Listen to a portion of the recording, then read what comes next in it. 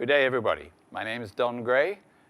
We're here today to talk to Johannes Maree from Destinata Capital, and he's going to take us through the Section 12J investment program. As most of you know already, that there is 2 months to go before the government puts it back on the shelf. The question that I think maybe most of us know about, but just make sure we do, what is a Section 12J investment program?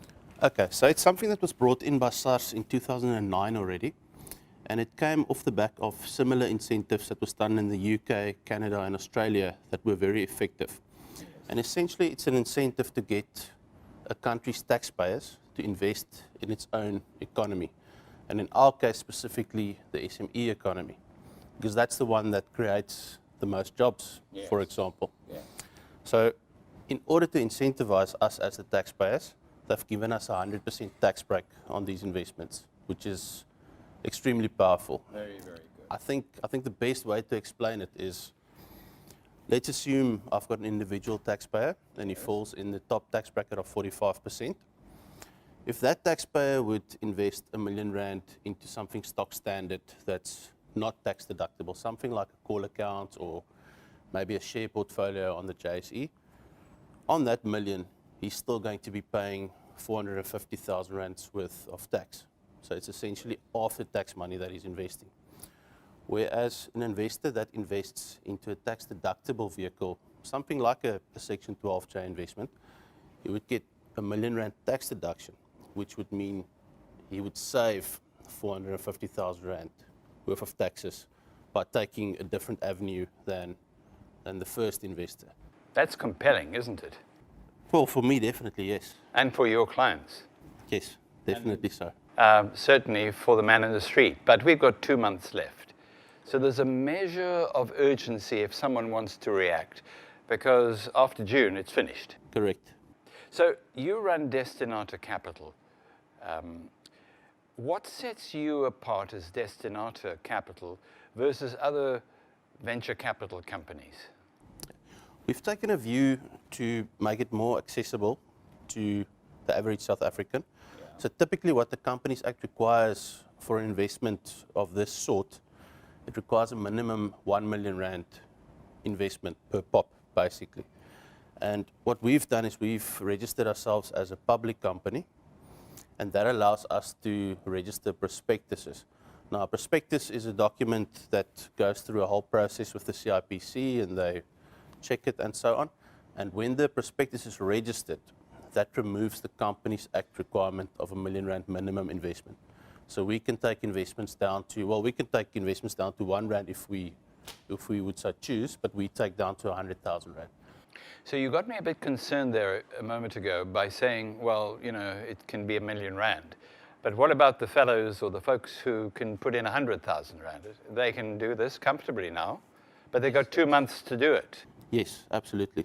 The government recently introduced the sunshine clause. Maybe it should be the sunset clause. But how will that affect the current and future investors who are in Section 12J programs? How will it affect them?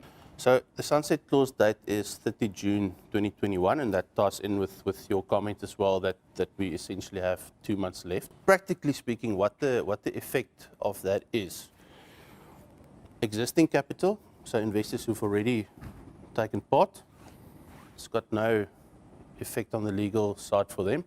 The tax deduction that they obtained stands, and the funds still need to be managed in line with the Section 12J legislation. So if you're in basically before 30 June, that stands.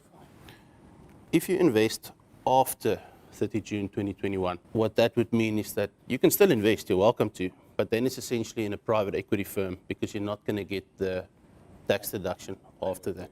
So the deal date is extremely important. Typically, investors would normally wait until the last day of the tax year to make the investment because you qualify in the tax year that you make the investment, so typically 28 Feb. But for this year now, we are 4 months into the tax year when we get to the end of June, because it starts in March, so March, April, May, June. So they just need to be aware of that fact and act a little bit sooner this year. All right. Now, one of the things that I guess some people will be asking is the Section 12J, how does it differ from other investments, such as retirement annuities?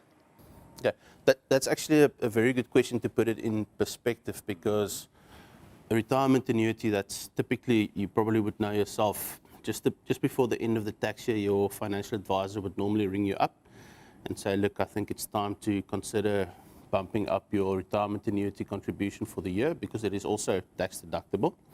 So the key differentiating points here between S12J and the retirement annuities, they're both tax deductible, 100% tax deductible. The key difference is your limits. So for Section 12J, an individual can invest up to 2.5 million rand per annum. A company can do up to 5 million rand per annum. A trust can also do up to 2.5 million.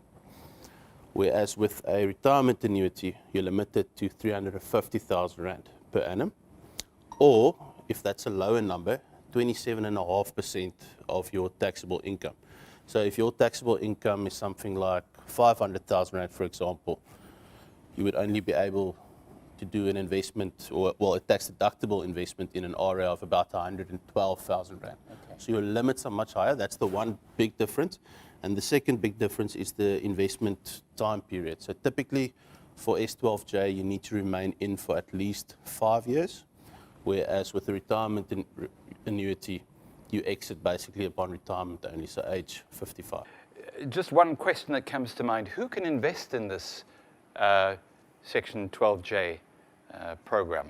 Any South African taxpayer. So individuals, whether you are a salaried employee that pays pay as you earn, whether you are a provisional taxpayer, companies, trusts. You mentioned a South African taxpayer, but if I'm, for example, there's a fellow who lives here who's British, and he's registered in Britain for tax, but he lives in South Africa permanently, is that possible? Yes, it's going to depend a bit on your personal situation, because our tax legislation states that residents are taxed on their worldwide income and non-residents are taxed on their South African source income. So in your case, for example, if you have South African taxable income, you would be able to get that tax benefit. Okay. And otherwise, let's assume it's somebody not earning any taxable income from South Africa. Nothing's stopping you from investing, but you're not going to get that tax benefit. Yeah. So frankly, it's South African taxable income that is the qualifier. Correct. Johannes Maree, thank you very much. No, great. Thanks. Thank you, sir, for giving us that information.